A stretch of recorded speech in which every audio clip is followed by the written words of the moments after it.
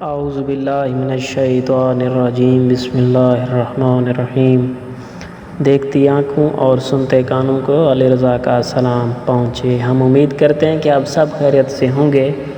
آج کی اس ویڈیو میں ہم آپ کو بتائیں گے طالوت اور جالوت کا واقعہ۔ جب حضرت موسیٰ اس دنیا سے چلے گئے تو بنی اسرائیل کچھ روز تک تو چین سے رہے اور کنعان میں فتوحات کرتے چلے گئے، مگر بے چین طبیعت کب تک چپ رہتی؟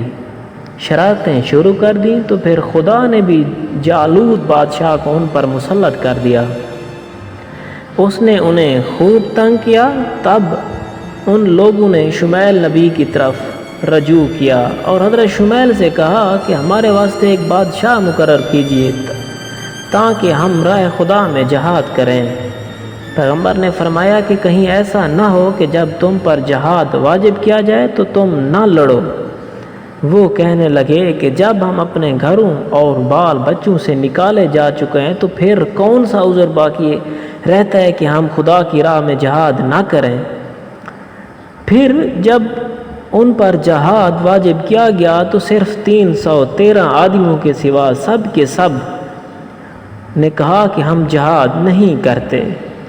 پھر جب بنی اسرائیل کی تمنا پر حضرت شمیل نے دعا کی تو خدا نے ایک برتن روغن سے بھرا ہوا اور ایک عصا نازل فرمایا اور وحی بھیجی کہ ان لوگوں میں سے جن کے آنے پر روغن جوش کھانے لگے اور عصا اس کی قد کے برابر ہو جائے تو اس کو بنی اسرائیل کا بادشاہ بنا دینا۔ یہ سن کر بہت سے لوگ بن ٹھن کر آئے مگر کچھ نہ ہوا، لیکن جب طالوت آیا جو سقائی کا پیشہ کرتا تھا تو پھر روغن بھی جوش کھانے لگا اور عصا بھی اس کی قد کے برابر ہو گیا۔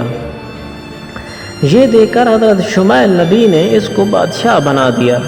جب حضرت شمیل نے طالوت کو بادشاہ بنایا تو بنی اسرائیل اپنی قدیم عادت کی موافق لگے اعتراض کرنے اور اپنے نبی سے بحث کرنے لگ گئے، کیونکہ ان کی خواہش یہ تھی کہ جس کے پاس خزانہ ہو، جس کے پاس مال ہو، جس کے پاس دولت ہو، اس کو بادشاہ بنانا چاہیے۔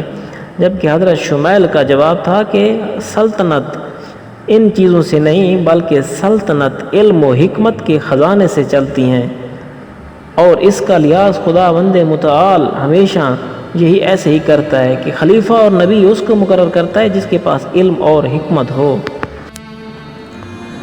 بنی اسرائیل طالوت کو بادشاہ ماننے سے انکار کر رہی تھی تو حضرت شمیل نے فرمایا کہ من جانب اللہ بادشاہ ہونے کی پہچان یہ ہے کہ جب تم لوگ جالوت سے جنگ کے لیے نکلو گے تو تمہارے پاس وہ صندوق آ جائے گا جس میں تمہارے پروردگار کی طرف سے تسکین دہ چیزیں ہوں گی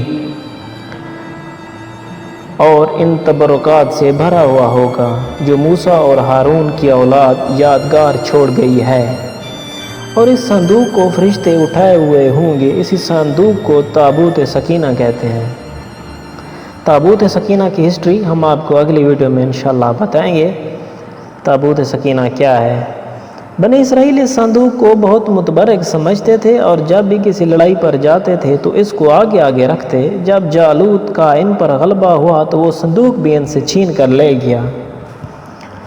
پھر جب بنی اسرائیل طالوت کے ساتھ لڑنے گئے تو جالوت کے لشکر نے اس صندوق کو چھکڑے پر لاد کر ان کی طرف پھینک دیا، یعنی کہ یہی فساد کی جڑ ہے۔ تو اس پر فرشتے اس صندوق کو لا کر طالوت کے لشکر کی طرف لائے، جس سے طالوت کی ساری فوج میں ایک حوصلہ آ گیا اور قوت آ گئی اور ان کا عزم بلند ہو گیا۔